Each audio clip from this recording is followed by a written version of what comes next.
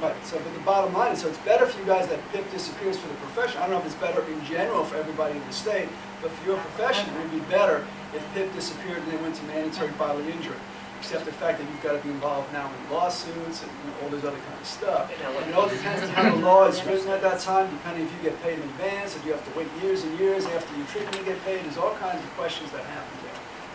So, but now it's up to you. And the reason I'm here talking to you, basically, is what you need to do to help out with all this. Because of the fact, remember I told you in 2007, I didn't know anything about it. So therefore, I am like most legislators. If I don't know anything about it, I'm going to take the word of the legislator who brought it to me that it's a good bill, unless somebody else comes and tells me it's a wrong bill. Because normally what happens in controversial legislation, I'll have somebody come into my office and say, Peter, I've got this bill, and I think that you should sponsor this bill. This is the best bill since sliced bread. It's going to help out the state of Florida, all your constituents. It's absolutely wonderful. And they convince me in the 15 minutes that they have that this is a good bill, and I've got some other people talking to me, and all of a sudden the buzz is there, and it's good, but I'm almost ready to vote for it. And when I was the first year I was there, I would promise people I would vote for that bill, because they convinced me. About an hour or two later, guess what? I get the person on the opposite side of that bill, says, Peter, this is the worst bill ever. He says, I hope you're not even considering voting for this bill because of this, and they make a lot of sense. And all of a sudden, I'm saying, okay, now what do I do? In the beginning, I already promised, and the only thing you have is your word in Tallahassee. So I had to vote for the bill. But what I'm trying to say is that you need to be there to protect your own industry. How you do that is it's done in advance. You can't really expect me, okay, in the middle of a session where I'm looking at 3,000 different proposed bills and amendments that are going to come in front of me in 60 days, that I'm going to have the time to learn all of your issues. Well, I've got appointments lined up outside my door every 10 minutes. There are people lined up my door, and if I back up, all of a sudden there might be 12 people waiting to see me, and the secretary handles everything. I'm just sit there and other people come in and, what's your issue? And we talk about stuff like that. Obviously some of you have found that out. Yeah. But the bottom line, now let's say for instance that I'm in Tallahassee, and all of a sudden I've got somebody named Dr. Mary Riggins who wants to come talk to me about an issue. Oh, Dr. Mary, she comes to see me every 3 or 4 months in my office. She's the acupuncturist.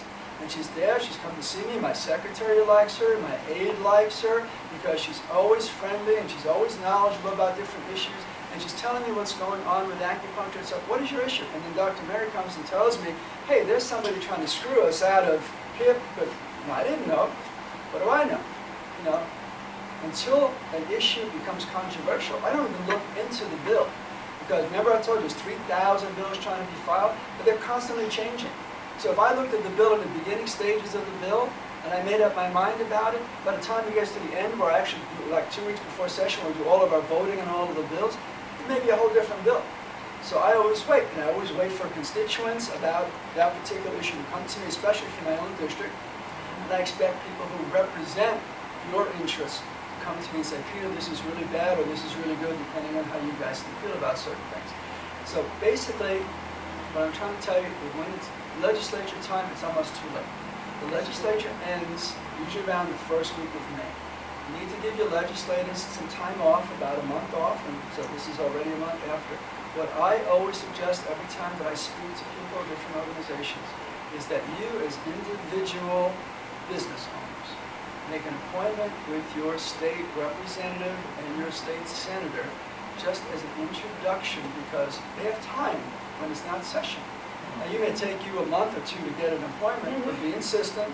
Always go through the secretary, okay, unless you know the legislative person, but then you wouldn't need to introduce yourself. Okay? And basically what you want to do is you want to come in there, and basically you have about 10 minutes of attention span.